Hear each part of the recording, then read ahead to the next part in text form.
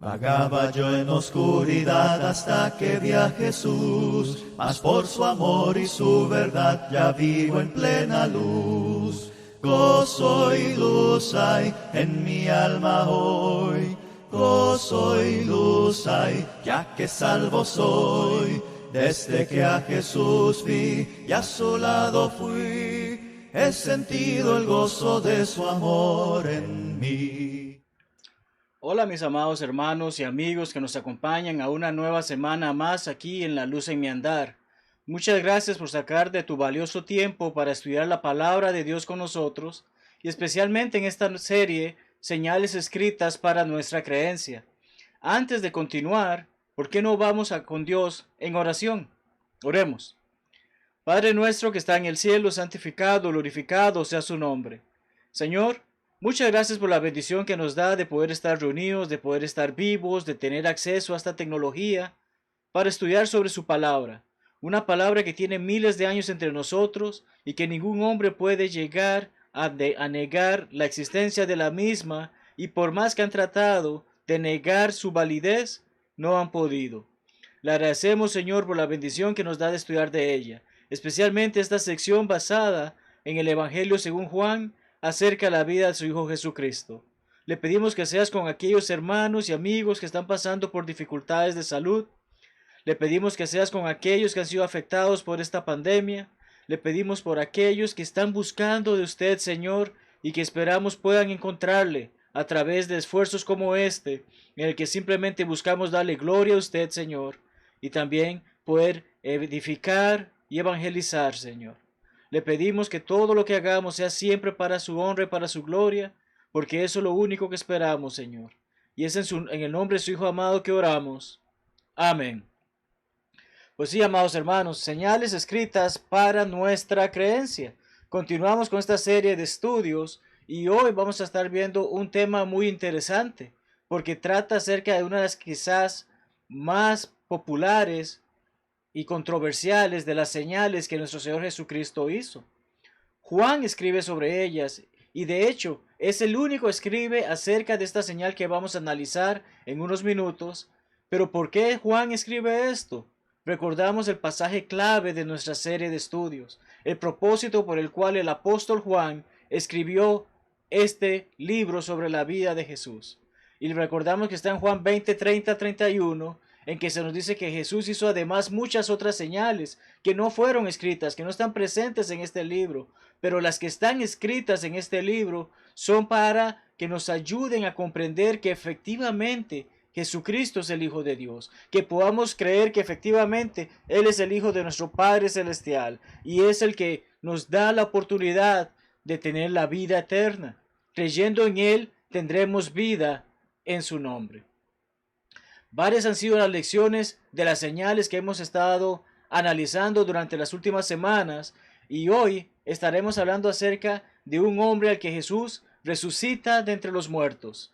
No es un milagro nuevo. La palabra de Dios nos habla de otros eventos en los que ocurrió, incluso realizados por Jesús, pero este ciertamente tiene detalles muy especiales que vamos a ir analizando.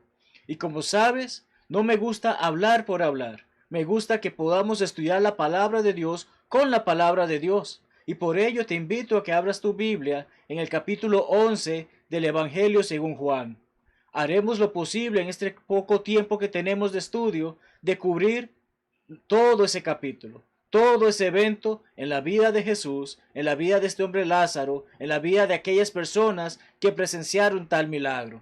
De ahí que entonces iniciemos con nuestro estudio.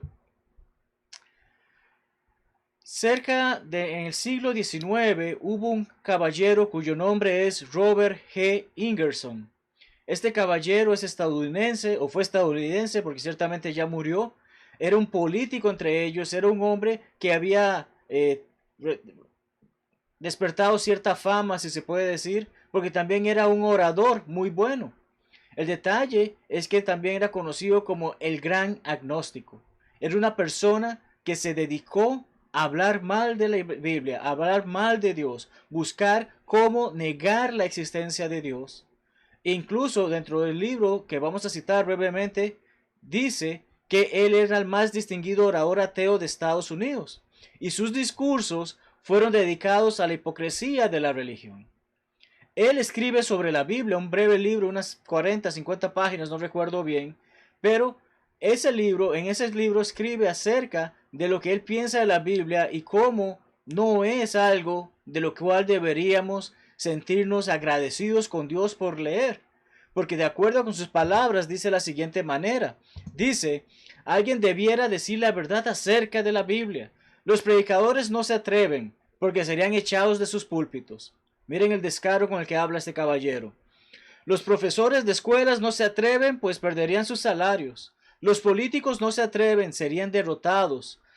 Los publicistas no se atreven, perderían suscriptores. Los comerciantes no se atreven porque perderían clientes. Las personas de la sociedad no se atreven por temor a desprestigiarse. Ni siquiera los oficinistas se atreven porque serían despedidos. Así que, humildemente, dirá él, lo haré yo. Él va a hablar sobre la Biblia, él va a aclarar las mentiras que hay en la Biblia, la hipocresía que hay entre el pueblo de Dios. Este párrafo que acabamos de leer es tan solo el primer párrafo de la introducción de ese pequeño libro que escribió acerca de la Biblia, páginas 2 y 3. Tenemos este detalle, tenemos esta situación, y este hombre incluso llega a hablar acerca del milagro de la muerte de Lázaro, de la resurrección de Lázaro. Y escribe de la siguiente manera en la página 31. Dice, Juan dice que Lázaro fue alzado de entre los muertos. Mateo, Marcos y Lucas no dicen palabras sobre ello. ¿Recuerdas que mencioné iniciando la clase que solamente Juan registra este milagro? Lázaro estaba de verdad muerto. Ciertamente, aquí este hombre hasta el momento está diciendo verdades. Había empezado a descomponerse. Esto también es cierto y lo vamos a ver mientras analizamos el texto. Lázaro no despertó el menor interés, de acuerdo con él, pero no de acuerdo a lo que vemos en la Biblia. Nadie le preguntó sobre el otro mundo. Nadie le preguntó sobre sus amigos fallecidos. Ciertamente es algo que sería interesante preguntarle a una persona que ha vuelto de la muerte. Hay muchos farsantes que dicen haber muerto de la muerte, pero ciertamente la palabra de Dios en el libro de Hebreos, capítulo 9, versículo 27, nos dice que la muerte es una sola vez y después de ello viene el juicio. Dios es el único que tiene poder sobre la muerte. Entonces, este caballero dice esto y nuestro amado hermano, amigo y defensor de la palabra, defensor del evangelio, el hermano Robert R. Taylor, le menciona cuando inicia su estudio sobre este capítulo. Y el hermano Taylor dice lo siguiente en su comentario. Perdón, se me olvidaba.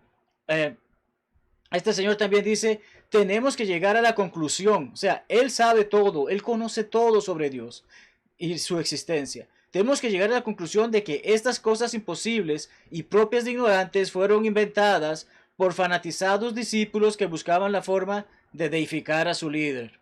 En otras palabras, para él, todo esto fue un cuento, fue una historia inventada por hombres para hacer ver que un hombre más era más grande que ellos, era un Dios y por lo tanto había que tratarlo como Dios.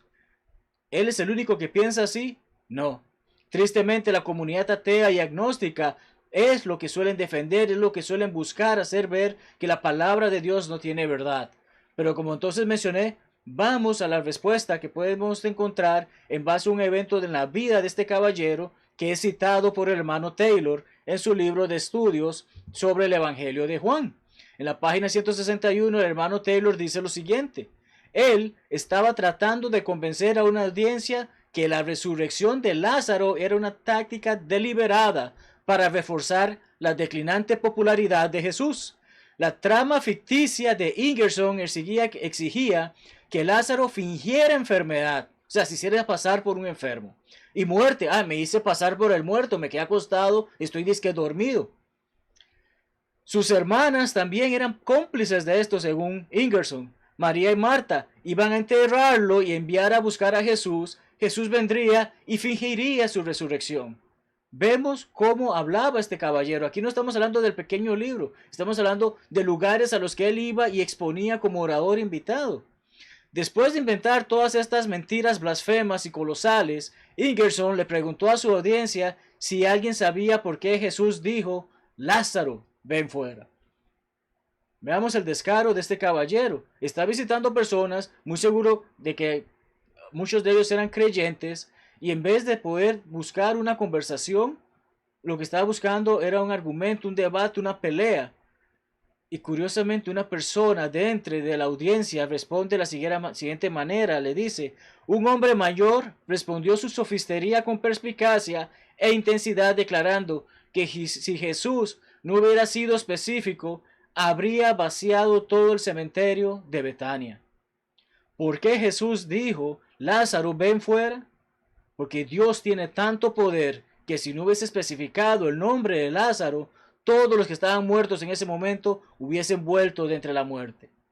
Así de simple. Esa pequeña frase que dio este caballero ciertamente fue la respuesta más clara a todo lo que este hombre estaba inventando y blasfemando. Y dice el hermano Taylor: la voz infiel había sido silenciada temporalmente por una apta respuesta de bendita seguridad por un creyente humilde.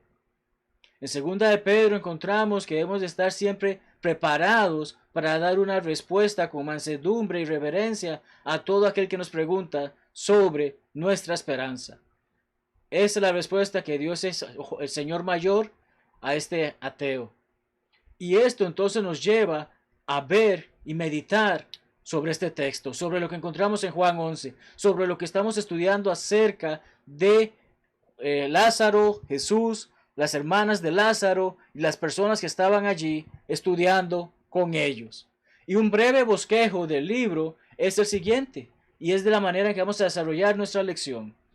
Primero hablaremos sobre la enfermedad, versículos 1 al 5, pasando a ese viaje que Jesús hace a Betania, versículos 6 al 16, los eventos que ocurren en esa ciudad, versículos 17 al 37, cómo Lázaro efectivamente es resucitado, versículos 38 al 44, y cuál es el resultado de este milagro, versículos 45 al 57.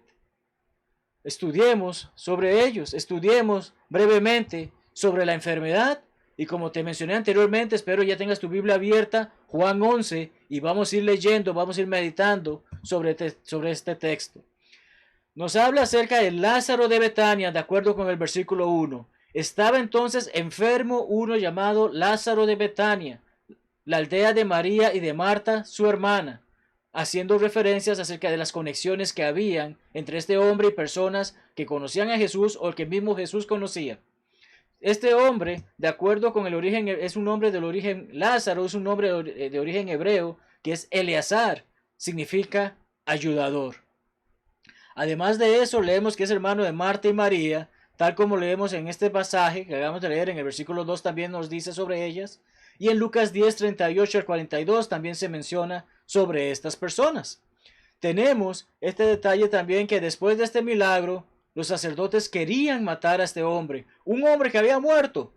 Ahora quieren matarlo. Interesante. Leemos sobre ello en el siguiente capítulo, en Juan 12, versículos 10 al 11. Entonces, Lázaro de Betania estaba enfermo. María, y nos dice que la descripción vemos que es María la de los aceites, como leemos en Juan 12, 1 al 9, y versículo 2 aquí en este capítulo que estamos estudiando dice: María, cuyo hermano Lázaro estaba enfermo, fue la que ungió al Señor con perfume y le enjugó los pies con sus cabellos. Juan aclara y hace saber qué personas están involucradas en este evento en la vida de Jesús. Detalles importantes que nos ayudan a hacer esas conexiones. Tenemos entonces el hombre enferma, su hermana es la que hace el llamado y hace saber en el versículo 3 dice: enviaron pues las hermanas para decir a Jesús. Ellas envían algún mensajero, sabiendo dónde se encuentra Jesús ubicado, le hace saber: Señor, he aquí el que amas está enfermo. Él, masculino, ¿verdad? ¿Y quiénes mandan el mensaje? María y Marta. Por lo tanto, Jesús, que puede asumir, se está hablando acerca de mi amigo Lázaro, de esa persona a la que conozco, esa persona a la que amo. Es el mensaje que es enviado. Versículo 5 dice: amaba a Jesús, a Marta, a su hermana y a Lázaro. Así que la palabra de Dios, la revelación que está haciéndonos saber Juan, nos hace saber que efectivamente eran personas cercanas y queridas por nuestro Señor Jesucristo. ¿Por qué me salté el versículo 4? Porque vamos a leerlo juntos. Versículo 4 dice: oyéndolo Jesús dijo: esta enfermedad no es para muerte. ¿Ok? Muchas veces alguien dice que bueno, me enfermé, pero no me voy a morir de esto. A veces pensamos así. Jesucristo está afirmando esto. Esta enfermedad no es para muerte, sino para la gloria de Dios. No es una enfermedad que le va a matar y le va a dejar en la tumba para siempre. Al menos el cuerpo carnal. Para que el Hijo de Dios sea glorificado por ella. Es la respuesta que Jesús da a esta situación. Así que en este momento Jesús llega a enterarse, esa persona a la que amo está enferma, pero no es una enfermedad para muerte. ¿Por qué lo dice? Él todo lo sabe. Porque como vamos leyendo, efectivamente Lázaro muere. Y seguimos a eso. ¿Por qué? Porque cuando pasamos a ese viaje a Betania, versículos 6 al 16, podemos ir leyendo cómo él se va dando esta situación en la que vemos en primer lugar que se quedó 2 días más donde estaba. No viaja a Betania. Hace saber, esta enfermedad no lo va a matar. Afirma esto. Se queda 2 días más allí. Luego de ello, dice que estaban en Perea. Allí están en Perea. Juan 10, 39 al 40. El capítulo anterior nos afirma en qué lugar estaban y en dónde se quedaron por 2 días más. Luego, después de esto, versículo 7, dijo a los discípulos, vamos a Judea otra vez. Y le dijeron los discípulos, Rabí, ahora procuraban los judíos apedrearte y otra vez vas allá. Un lugar en el que tu vida está en peligro y ahora quieres ir allá. Eso es lo que están haciéndole saber al Señor. ¿Qué hace el Señor? El Señor entonces procede a responderle, ¿no tiene el día 12 horas? El que anda de día no tropieza porque ve la luz de este mundo, pero el que anda de noche tropieza porque no hay luz en él. ¿Qué es lo que está haciendo saber Jesucristo? No todo el tiempo las personas van a estar alertas de cuándo esa persona puede entrar o no de vuelta al pueblo. Él está haciendo saber, va a haber una oportunidad en que podamos volver a pesar del peligro que hay. Y esa la oportunidad es ahora. Versículo 11 y versículos al 15 nos da el motivo de este viaje y dicen de la siguiente manera. Dice, les dijo después, nuestro amigo Lázaro duerme, mas voy para despertarle. Que había dicho, esta enfermedad no es de muerte. Y ahora dice, está durmiendo. Dijeron entonces sus discípulos, Señor, si duerme, sanará. Cuando estás enfermo y te mandan reposo, ¿qué sueles hacer? Dormir y a las horas quizás te sientas un poco mejor, ¿cierto? Este es el pensamiento en base a lo que acaba de decir Jesucristo. Pero ellos no están comprendiendo que él está diciendo ahorita si está durmiendo totalmente. Pero Jesús decía esto de la muerte de Lázaro y ellos pensaron que hablaba del reposar, del sueño. Vamos a explicarlo. La palabra de Dios así mismo lo explica. Versículo 14. Entonces les dijo claramente, Lázaro ha muerto. Y me alegro por vosotros de no haber estado allí para que creáis, mas vamos a él. ¿Qué dice Tomás, conocido como Dídimo, en el versículo 16? Vamos también nosotros para que muramos con él. ¿Qué quiere decir con esto? ¿Qué logra entender con esto? Jesús está diciendo algo y él estará pensando, bueno, iremos allá y moriremos de igual manera porque nos están esperando para hacernos daño. O estará diciendo, bueno, si él duerme y lo vas a despertar, que haz eso también con nosotros. No vamos a entrar en detalles sobre esta frase, pero lo importante es que Jesucristo les acaba de afirmar, ese que enfermó no era para muerte, pero ahora está muerto, ahora duerme. Y vamos para allá, tal como él dice, me alegro por vosotros de haber estado allí para que creáis, mas vamos a él. Ellos no lo vieron morir. Y cuando ellos van a llegar allí, ya ha pasado cierto tiempo en el que el cuerpo incluso ha sido sepultado. Y solo eso vamos a estar leyendo ahora en versículos 17 al 37 acerca de los eventos que ocurren en Betania. Pasemos a esta sección de las Escrituras. Y dice así mismo, 4 días de haber muerto Lázaro, dice el versículo 17. Vino pues Jesús y halló que hacía ya 4 días que Lázaro estaba en el sepulcro. Ahora te preguntarás, 4 días, ¿qué tiene eso de importante? Tiene mucha importancia. Tiene mucha importancia porque incluso a veces escuchamos un refrán popular que dice que después de 3 días el muerto hiede. Y a veces se utiliza en referencia a alguien que tal vez está visitando por mucho tiempo. Una forma un poco despectiva de referirse acerca de una persona que le estamos dando hospitalidad, ¿cierto? Pero probablemente conoces esa frase. Después de 3 días el muerto hiede. Bueno, aquí este muerto tiene 4 días. Por lo tanto, de verdad debe estar oliendo mal. Pero ¿qué es lo que ocurría? Dentro de los judíos, dentro del grupo de los judíos, se creía que el alma permanecía cerca del cuerpo por 3 días después de la muerte, con la esperanza de volver al cuerpo. O sea, como un fantasma anda rondando ese cuerpo para ver si se vuelve a meter en él. Era parte de la creencia de ellos, no necesariamente de lo que Dios enseña. Si los presentes tenían este pensar, o sea, ese pueblo donde se encontraba Lázaro, obviamente después de 4 días no había esperanza alguna de que Lázaro volviese a la vida. Irrevocablemente estaba muerto, tal como leemos de acuerdo a un análisis disponible en la Biblia de Estudio Arqueológica, página 1507. Entonces, ¿qué estaban afirmando aquí? Si tenías la idea de que podía ser que esa alma flotara alrededor del cuerpo por 3 días, ya el cuarto día que ellos llegan allá, no hay esperanza alguna de que esa alma esté rondando por allí. Ya este cuerpo simplemente está pudriéndose, ya huele mal, ya hay putrefacción en el mismo. Continuamos leyendo. ¿Por qué?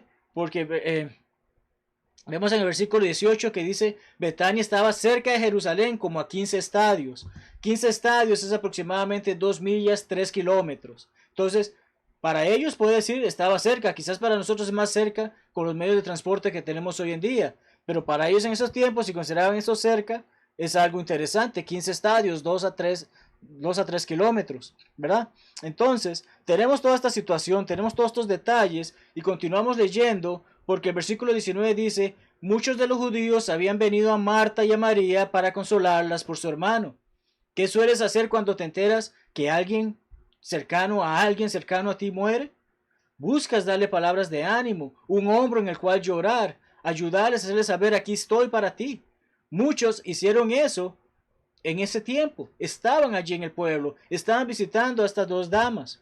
En el versículo 20 se nos dice que Marta salió a encontrar a Jesús, María se quedó en casa.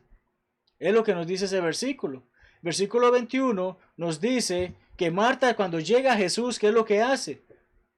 Lo que cualquier persona sabiendo quién era Jesús probablemente le diría, si hubieses estado aquí, mi hermano no estaría muerto. Si hubieses estado aquí, mi hermano no habría muerto. A veces achacamos eso a una persona. Mi mamá se murió porque tú no viniste a verla. Mi hermano le pasó esto porque tú no estabas aquí.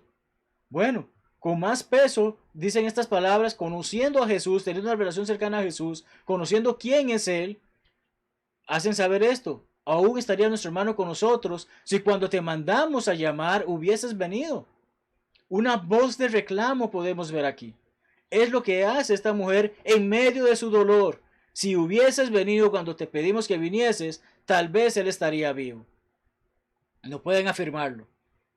Pero, obviamente, las palabras que salen de dolor de su pecho es lo que demuestran en este caso.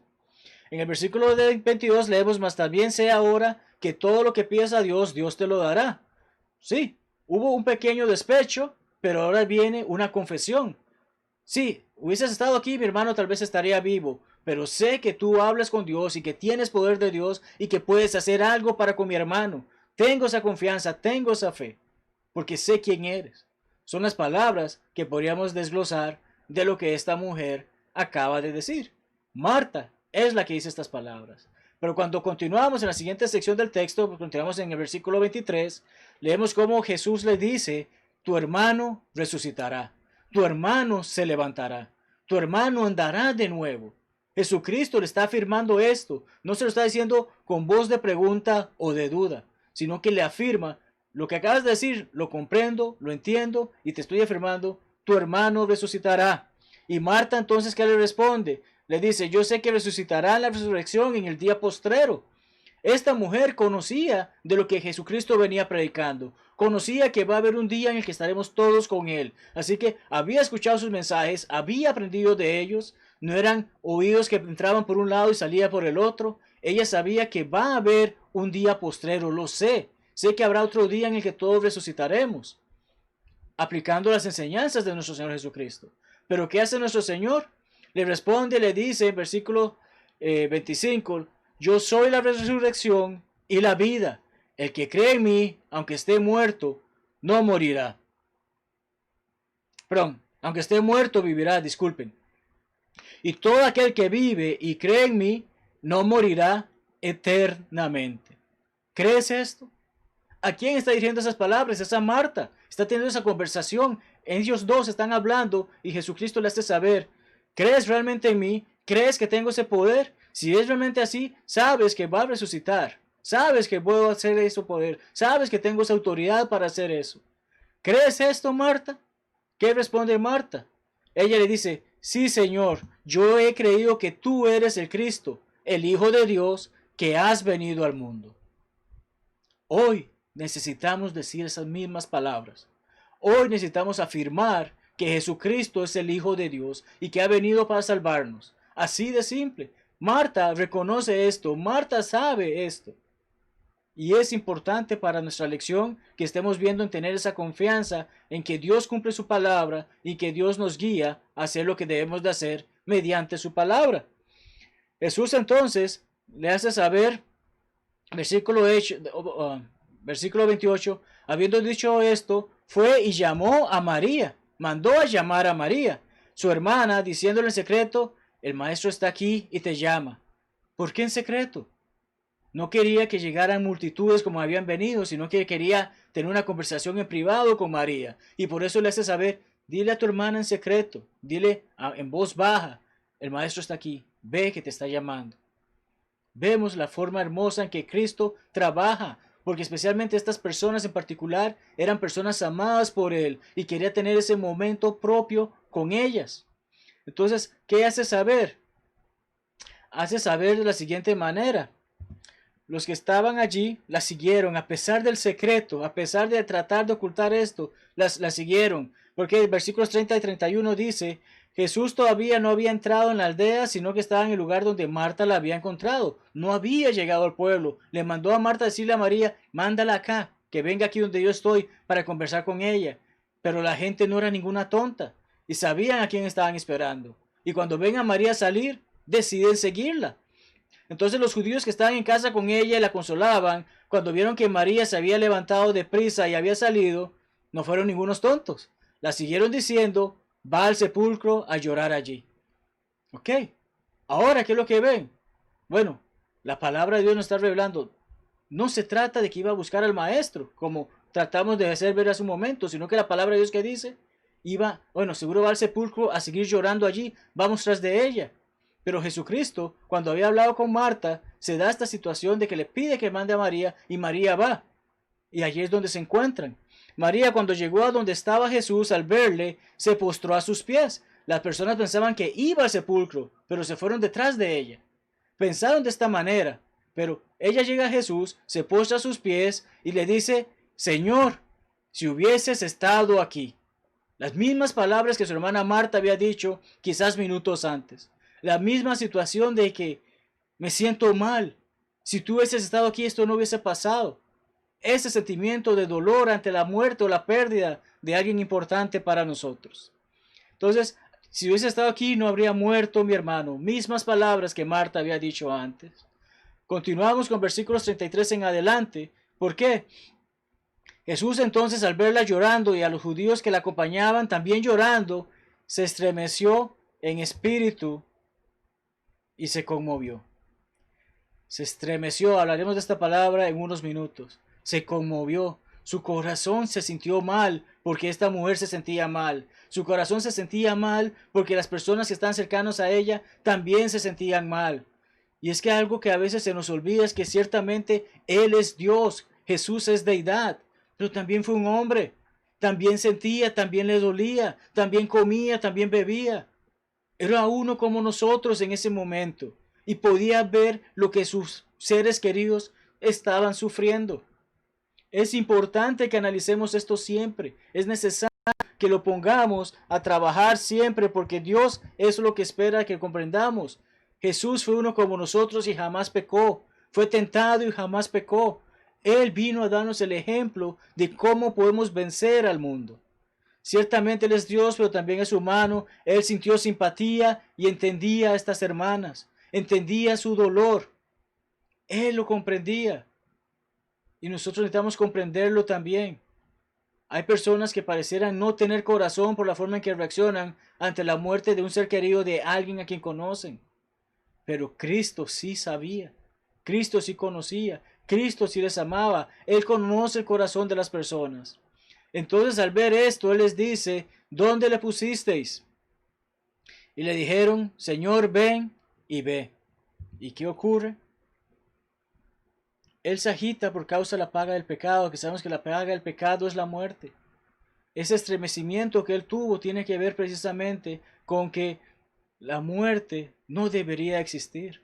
Si el hombre hubiese respetado a Dios desde el principio, si no hubiese escuchado a esa serpiente, la muerte no hubiese entrado en el mundo. Y sabe Jesús el dolor que causa la muerte, no solamente al hombre, sino también a Dios.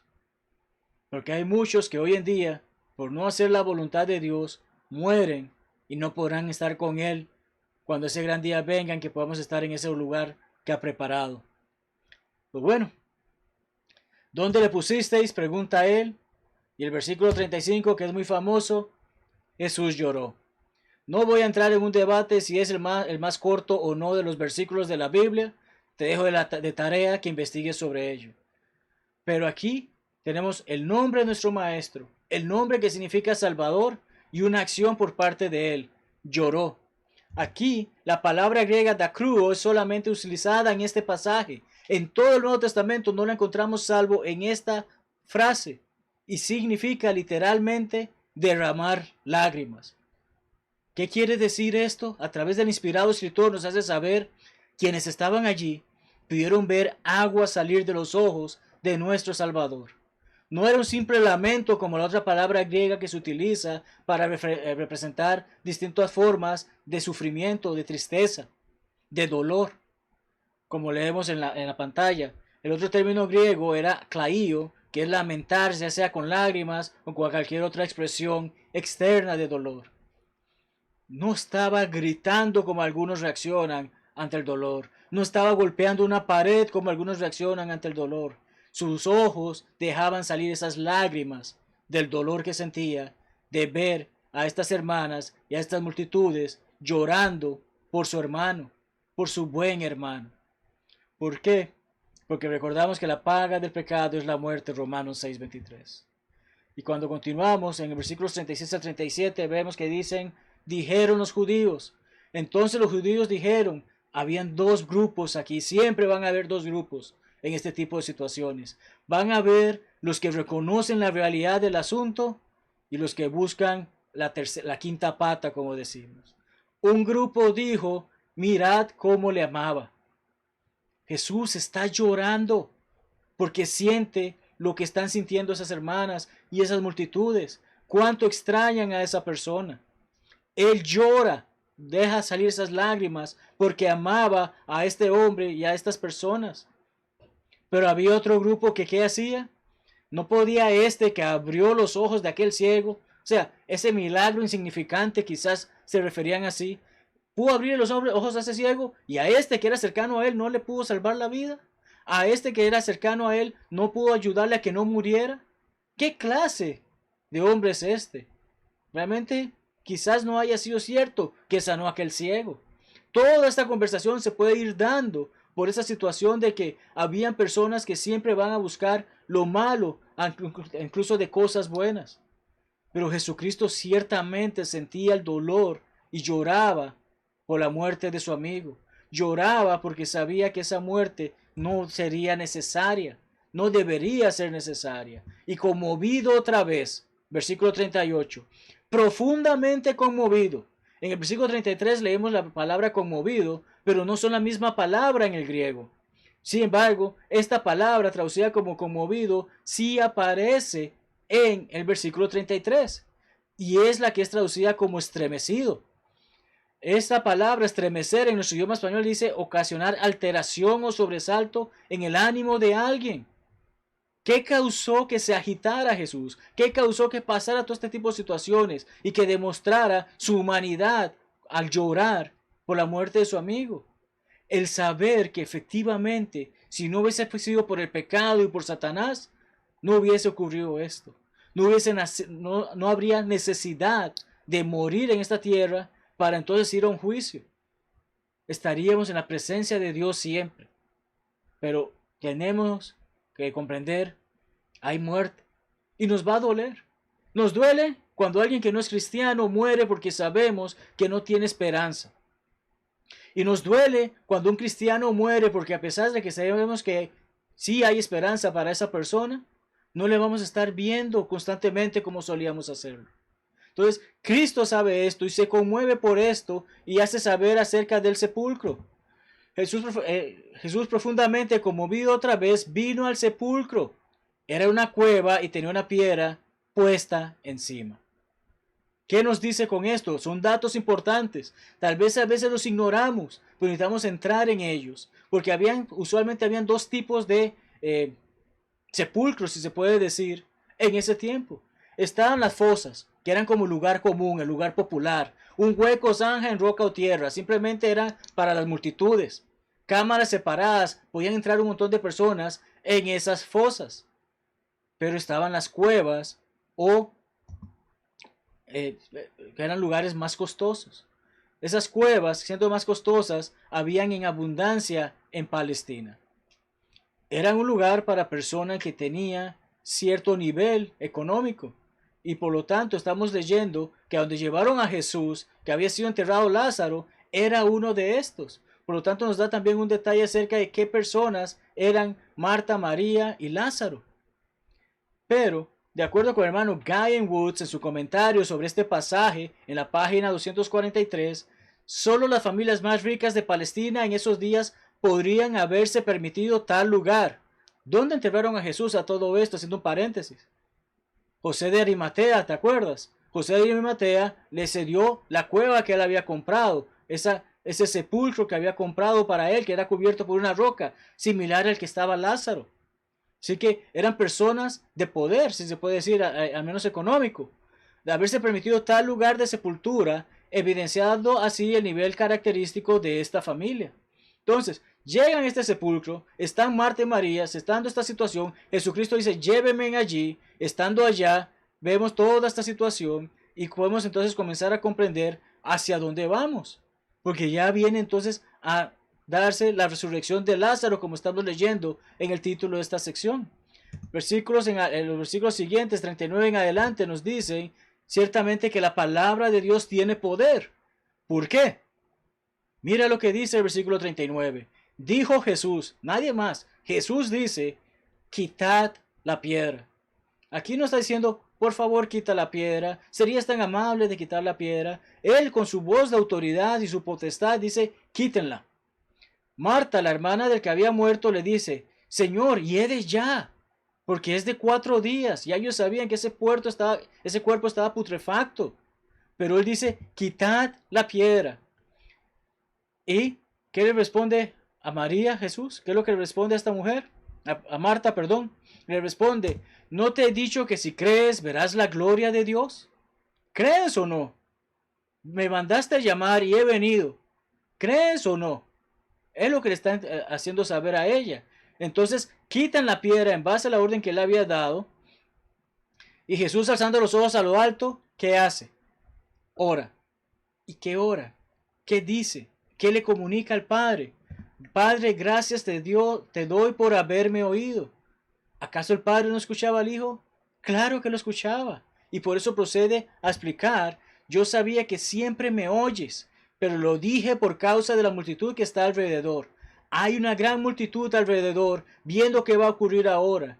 Y él desea, y él está orando, no por Lázaro, no por Marta y María, no por él mismo para que Dios le dé el poder de hacer lo que va a hacer, sino para que estas personas puedan ver efectivamente quién es él, para que crean que tú me has enviado. Esto que te estoy pidiendo, Padre, que me autorizas a hacer en este momento, es para hacerlo de manera que estas multitudes sepan que yo soy tu Hijo. Eso es lo que está orando nuestro Señor en ese momento. ¿Y qué continúa? Versículo 43. Habiendo dicho esto, dice 3 palabras. Lázaro, ven fuera. Y como aquel anciano que respondió al ateo, dijo así para que no todos los muertos salieran en ese momento. Lázaro, específicamente tú, quiero que vengas afuera. Tienes 4 días de muerto. Sé que hiedes, pero eres una señal de que efectivamente yo soy el Cristo. Que no dice esas palabras nuestro Señor, pero en lo que hemos venido estudiando podemos comprender que efectivamente Él había dicho acerca de que este hombre no había muerto, sino que iba a ser una señal más para mostrar la gloria que Dios tenía en su Hijo. ¿Verdad? Entonces, Lázaro, ven fuera, desatadle y dejadle. ¿Por qué dice esto Jesús? ¿O cuándo dice esto? Leemos el versículo 44. El que había muerto salió. Aquí Lázaro no se esperó a ver si se terminaba de despertar o ponía la alarma 5 minutos más. No, este muerto fue resucitado. Inmediatamente sale. Incluso dice que sale con las manos atadas y los pies con vendas. Tuvo que haber sido bien incómodo salir de esa forma, pero el poder de Dios, la palabra de Dios en Jesucristo, hizo que este hombre saliera. Y entonces cuando Jesús dice, desátenlo y déjenlo ir. Ah, pero huele hediondo. Ah, pero huele feo. ¿Cuál es el problema? Está vivo. 4 días tenía muerto. Ahora está vivo. El resultado de esto lo vemos en versículos 45 al 57. Y sé que ha sido una clase muy extensa. Así que vamos a tratar de irlos resumiendo lo más corto posible. Para muchos este es el mayor milagro que Jesús efectuó en su ministerio. Como mencioné al inicio de la clase, no es la primera vez que un muerto fue resucitado. Sin embargo, hay detalles interesantes sobre este caso con Lázaro. Recordamos en el Antiguo Testamento cómo, en primer lugar, mencionamos en Hebreos 9:27, la muerte es irreversible. Una vez muerto, no vivirás jamás.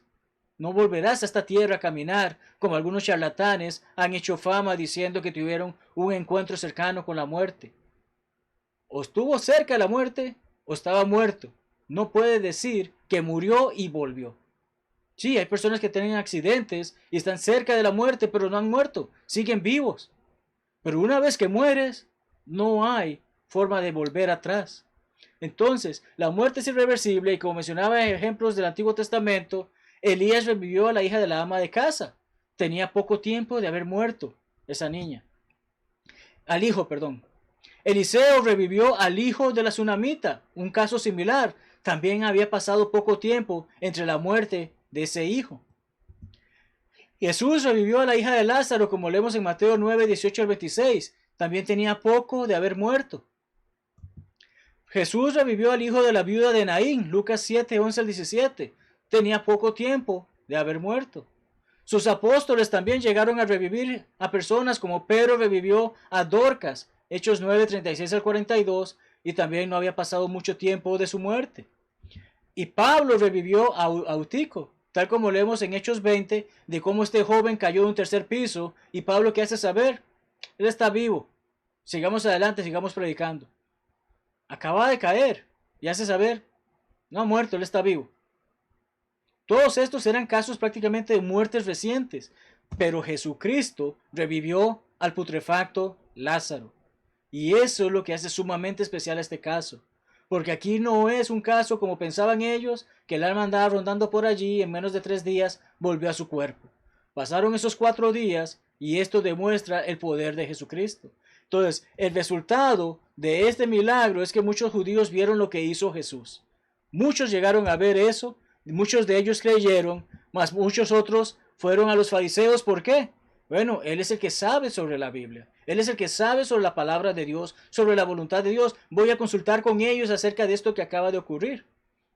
Hoy hay muchas personas que están escuchando estos mensajes y ¿qué hacen? Van a su sacerdote, van a su pastor, van a su líder religioso para preguntar si lo que estamos hablando es cierto. Y tristemente muchos de esos líderes religiosos van a tratar de buscar engañarlos o negar lo que se está enseñando en base a lo que la Biblia enseña para que sigan los mandatos y tradiciones de ellos. Lo mismo pasaba en ese tiempo. Entonces muchos fueron a ellos y contaron lo que había pasado. Los sacerdotes y los fariseos se alarman. Recordamos Moisés y las plagas. ¿Cuál fue la última plaga? La muerte del primogénito de los egipcios. Fue después de esta plaga que los dejan ir. Jesús venía haciendo señales constantes, pero no fue hasta este punto en particular que se alarman las autoridades judías y buscan cómo perseguirle, matarle, deshacerse de él, porque saben que de esta no pueden escaparse. Esta señal es tan poderosa que no hay forma de que puedan negar que este hombre había muerto y volvió. Y si hubiesen podido hacerlo, no hubiesen buscado cómo matar a Lázaro. La decisión tomada fue darle muerte a Jesús. Jesús se alejó temporalmente, no porque temiese de morir, sino porque aún no era su momento para morir. Mas su momento sabemos que se acercaba. La cacería de los sacerdotes y fariseos inicia. Versículo 57. ¿Cómo concluimos con esta lección, amados hermanos? Repasando brevemente lo que hemos hablado. ¿Qué hablamos? Hablamos acerca de cómo Jesús dijo antes de que Lázaro muriera: esta enfermedad no es para muerte, sino para la gloria de Dios, para que el Hijo de Dios sea glorificado por ella. Lázaro ciertamente murió, pero solamente Dios, y Jesús siendo Dios, tuvieron el poder de regresarlo de entre los muertos. Este no fingió su muerte, sino que ciertamente habían pasado 4 días, ya de día, y fue resucitado por nuestro Señor. Lázaro salió del sepulcro después de esos 4 días, como acabo de decir. Jesús dio una señal que no podía ocultarse, y esto causó las alarmas de los fariseos y autoridades judías de encenderse y buscar cómo acabar con él. Demostró la gloria de Dios y dio inicio a la persecución por parte de estos líderes religiosos. Y como mencionamos al inicio de esta lección, Juan es el único de los 4 que relatan la vida de Cristo que registra este milagro, esta señal que él escribió para nuestra creencia.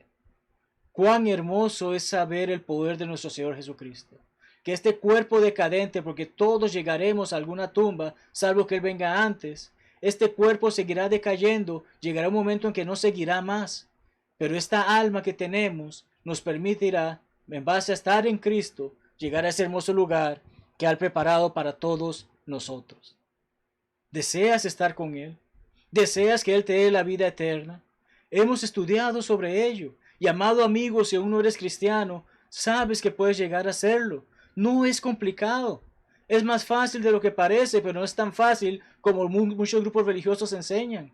Necesitas escuchar la palabra de Dios ser predicada o enseñada, como hemos hecho ahora, porque la fe viene por el oír y el oír la palabra de Dios, Romanos 10:17.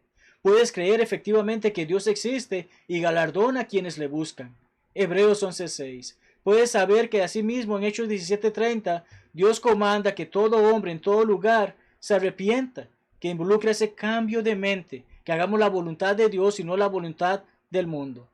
Que confesemos, así como hemos leído, que efectivamente estas mujeres dijeron: yo sé que eres el Cristo, el Hijo de Dios. Pedro hizo esa confesión, el eunuco esa confesión, y nosotros necesitamos hacer esa confesión dándole poder de saber que efectivamente Dios nos ha hecho saber: he enviado a mi Hijo amado en quien tengo complacencia. Y nosotros debemos de decir lo mismo. Confesar es decir lo mismo, que Jesucristo es el Hijo de Dios, y Él mismo ha comandado que todo aquel que creyere y fuere bautizado será salvo. De allí que necesitas ser bautizado por el perdón de tus pecados, y el Señor te añadirá a su iglesia. Hechos 2:38 en adelante. Sea cual sea la situación que estás viviendo, amado amigo, queremos que puedas estar en paz con Dios, que puedas ser resucitado, que des muerte a ese viejo hombre pecador que hay en ti, a esa vieja mujer pecadora que hay en ti, para dar nacimiento a esa nueva criatura que es en Cristo. Porque fuera de Cristo no hay salvación, fuera de Cristo no hay bendiciones espirituales.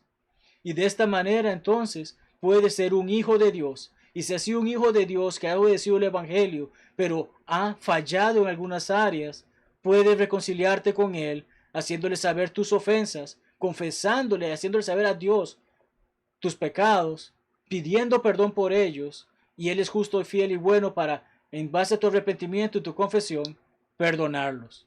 Y si deseas saber más sobre esto, no dudes en contactarnos, porque ese es nuestro propósito, ese es nuestro deseo, que puedas estar en paz con Dios.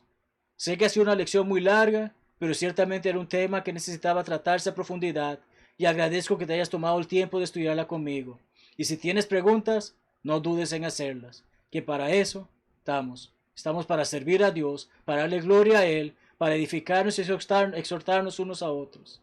Te invito a que nos acompañes en las demás sesiones que tendremos en esta semana, que puedas repasar lecciones que hayamos estudiado anteriormente y que siempre tengas la disposición de aprender la palabra de Dios por lo que Él dice y no por lo que la opinión del hombre pueda decir. Dios sea contigo y te bendiga ricamente y tengas una hermosa noche y una hermosa semana.